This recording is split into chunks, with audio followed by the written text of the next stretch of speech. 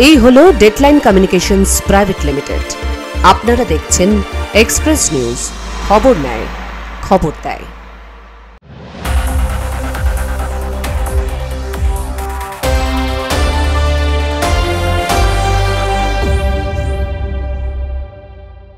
Express Midday brought you by Coal Mine Associated traders private Limited. নমস্কার, আপনাদের সকলকে স্বাগত জানাই এক্সপ্রেস নিউজে। আমি সংলাপ, আপনারা দেখছেন এক্সপ্রেস মিডডে।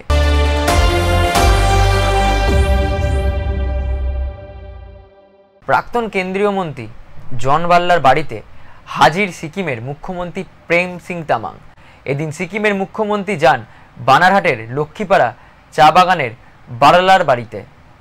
আচমকাই জন বার্লার বাড়িতে প্রেম সিং তামাং। এদিন তিনি শ্রদ্ধা জানিয়েছেন জন বার্লার প্রয়াত স্ত্রীকে। মুখ্যমন্ত্রীর সঙ্গে ছিলেন দার্জিলিং এর সাংসদ রাজু বিষ্টা সহ আরো অনেকে। উল্লেখ্য, গত 23 এপ্রিল প্রাক্তন কেন্দ্রীয় মন্ত্রী জন বার্লার স্ত্রী মহিমা বার্লা প্রয়াত হয়েছেন, আর যে কারণে রবিবার তার আত্মার শান্তি কামনায় প্রার্থনা সভার আয়োজন করা হয়। সেই প্রার্থনা সভায় যোগ দিতে এবং প্রাক্তন কেন্দ্রীয় মন্ত্রী জন বার্লাকে সমবেদনা জানাতেই বানারহাটের লক্ষ্মীপাড়া চা বাগানে প্রাক্তন কেন্দ্রীয় মন্ত্রীর বাসভবনে হাজির হয়েছিলেন সিকিমের মুখ্যমন্ত্রী প্রেম সিং তামাং। দার্জিলিং এর সাংসদ রাজু বিস্তা, নাগরাকাটার বিধায়ক পুনা ভেংরা সহ আরো অনেকেই ছিলেন তার সঙ্গে। বিজেপির সাথে দূরত্ব বজায় রাখলেও এদিন তার বাড়িতে হাজির হয়েছেন বিজেপি সাংসদ এবং বিধায়করা। জন বার্লার বাড়িতে বেশ কিছুক্ষণ চলে সকলের আলোচনা।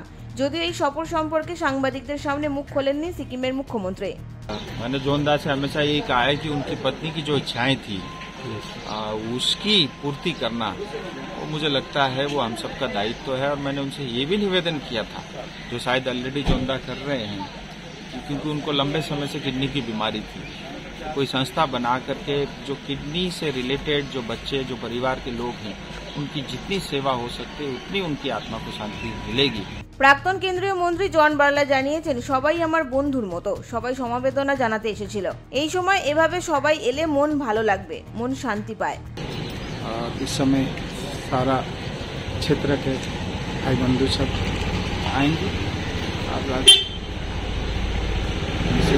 सिद्धांत की करने के लिए आ रहे हैं।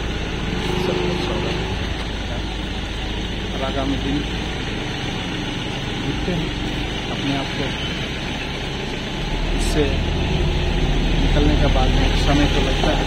এছাড়াও এদিন জন বার্লার বাড়িতে উপস্থিত হন আলিপুরদুয়ারের সাংসদ মনোজ টিক্কা, কালচিনির বিধায়ক বিশাল লামা, দার্জিলিং এর সাংসদ রাজু বিষ্টা, দার্জিলিং বিধায়ক নীরজ জিম্বা সহ আরো অনেকে। Bureau report, express news.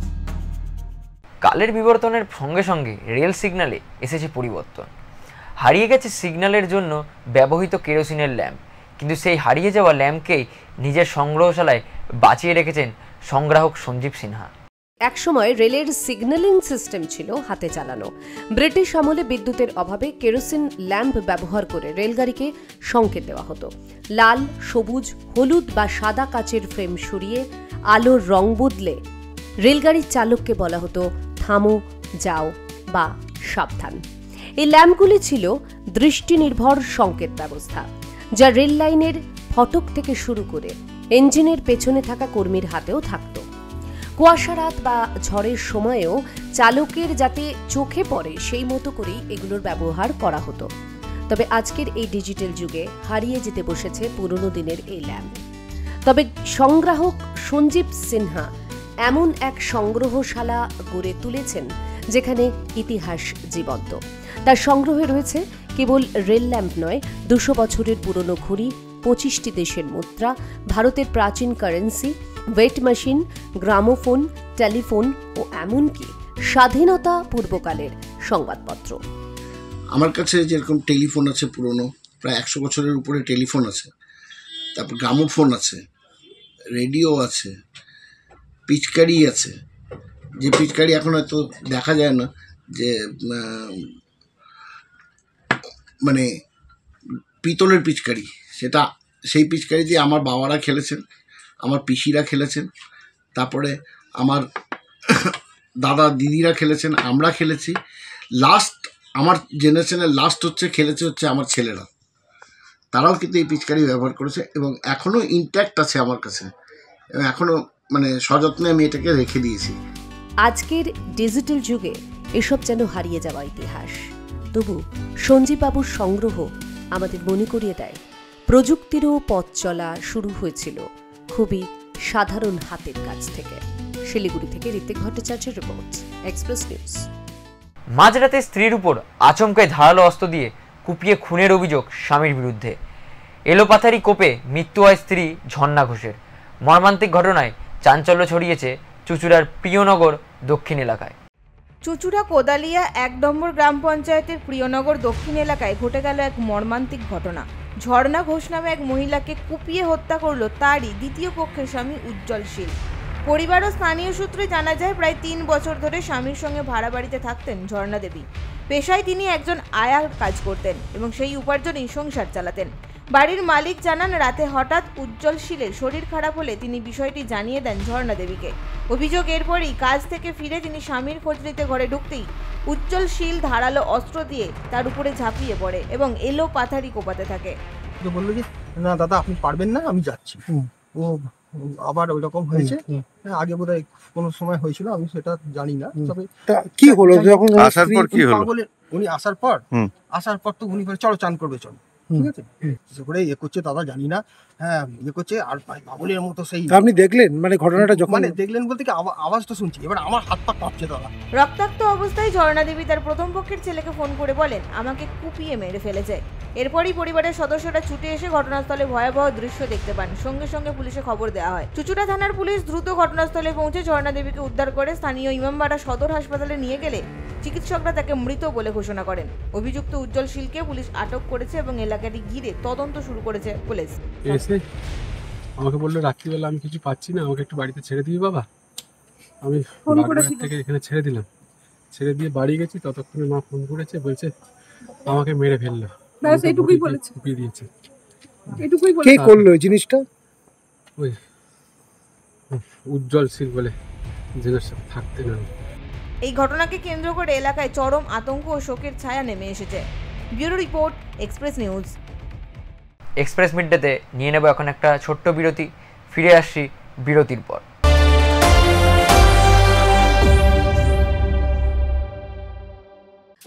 উন্নয়নকে হাতিয়ার করে পথ চলা শুরু করে দে গ্রুপ এন্টারপ্রাইজ।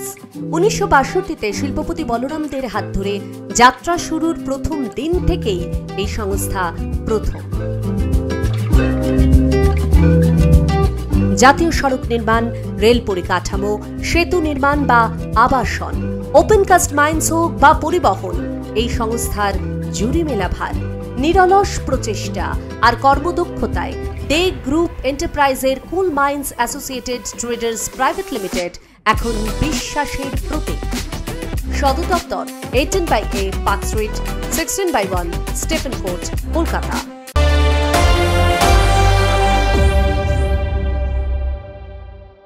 ফিরে এলাম বিরতির পর। আপনারা দেখছেন এক্সপ্রেস মিডডে।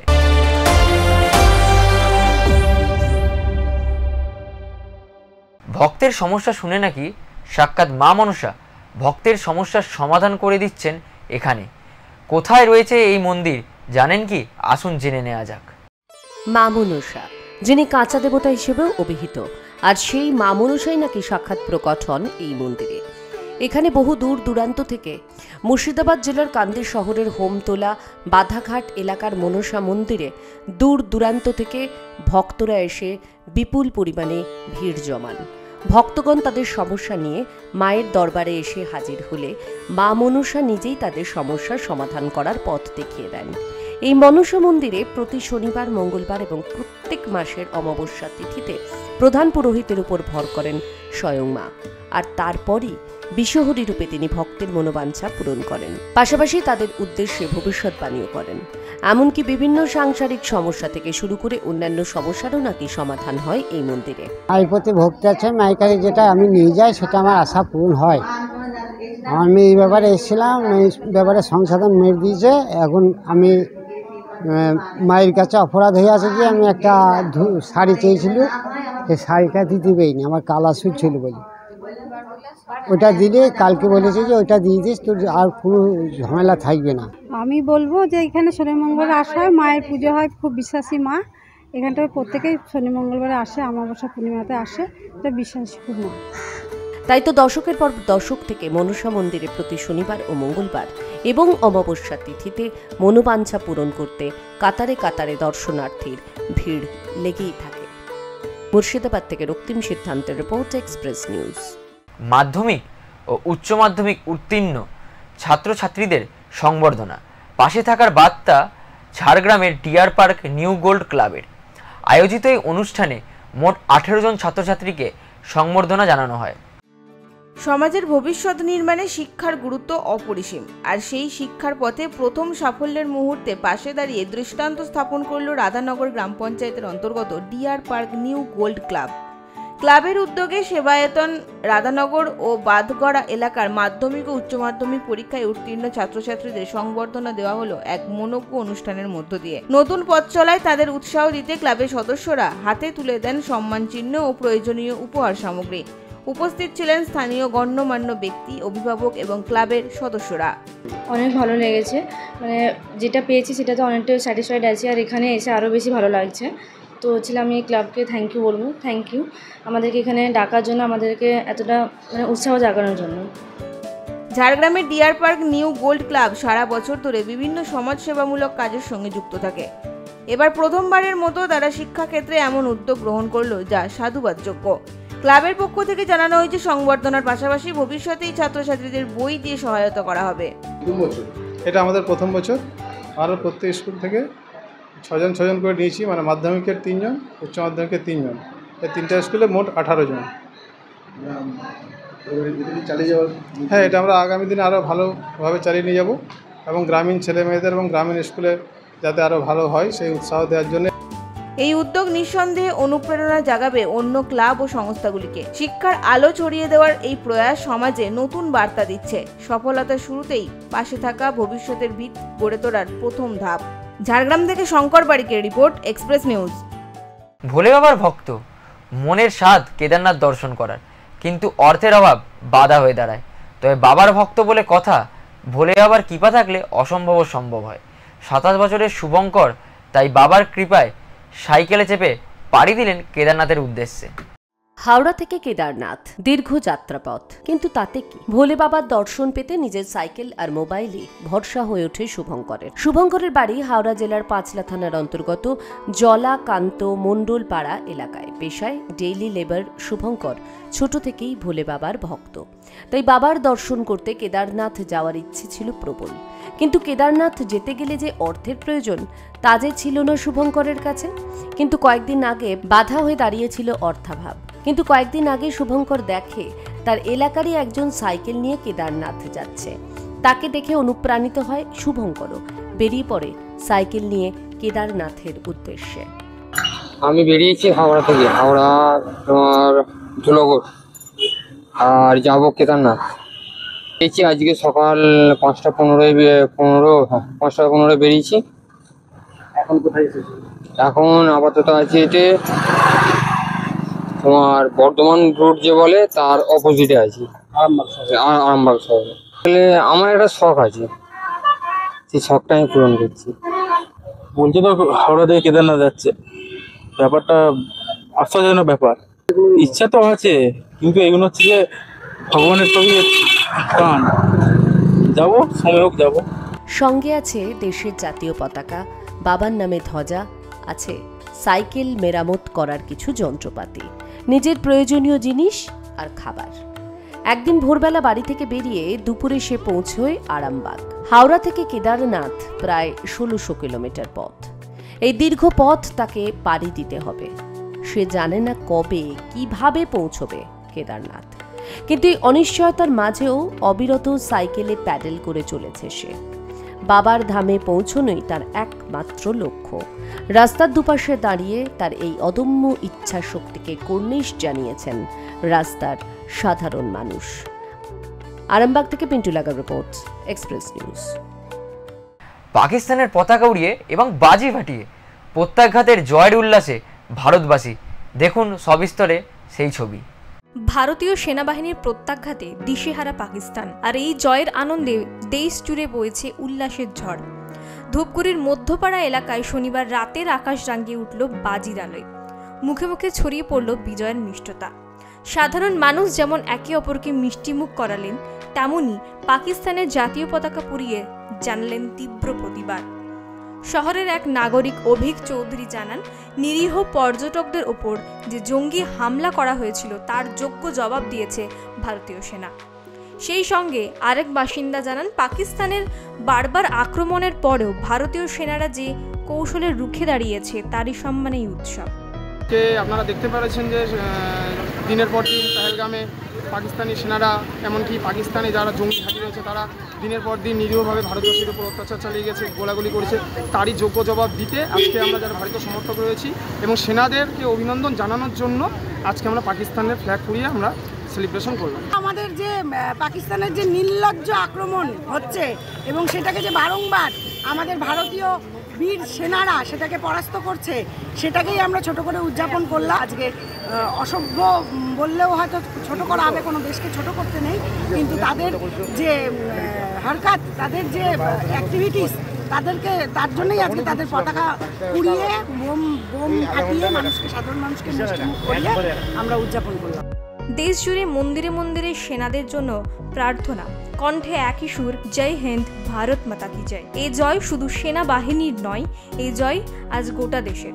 প্রত্যাঘাতের এই ইতিহাস হয়ে থাকবে ভারতবাসীর গর্বের অনুপ্রেরণা। Bureau report, express news. Express midday আজ এই পর্যন্ত। পরবর্তী খবরের জন্য দেখতে থাকুন এক্সপ্রেস নিউজ। এক্সপ্রেস নিউজ খবর নেয়, খবর দেয়।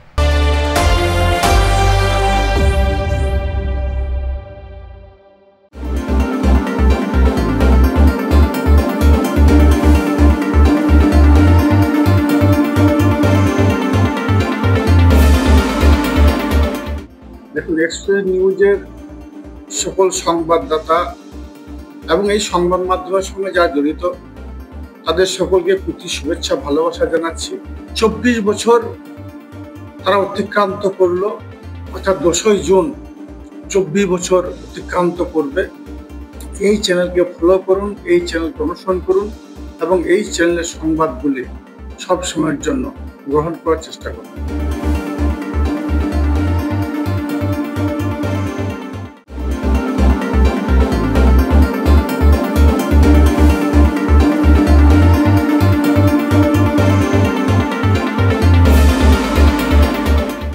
নমস্কার। এক্সপ্রেস নিউজের 24তম বর্ষপূর্তি উপলক্ষে আমি এক্সপ্রেস নিউজের সমস্ত কলাকুশলী যারা সাংবাদিক বন্ধুরা আছেন সবাইকে আমার আন্তরিক শুভেচ্ছা বার্তা থাকছে।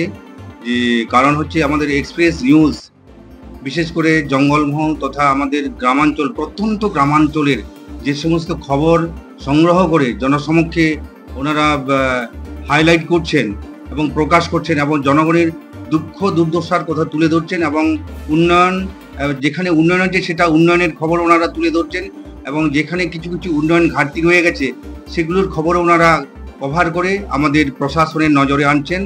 এটা খুব ভালো উদ্যোগ।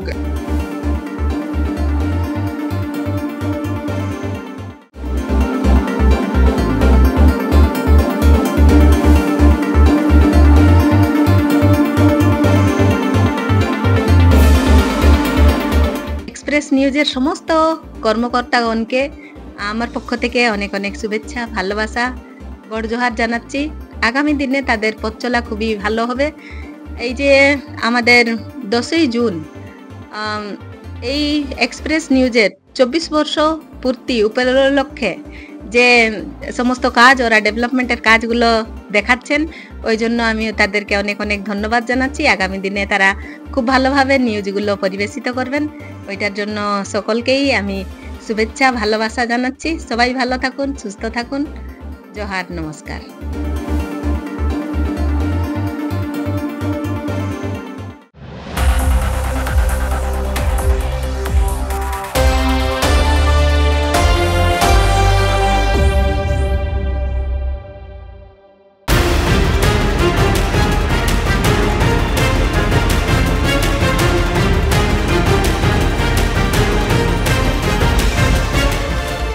এই হলো ডেডলাইন কমিউনিকেশনস প্রাইভেট লিমিটেড। আপনারা দেখছেন এক্সপ্রেস নিউজ, খবর নেয়, খবর দেয়।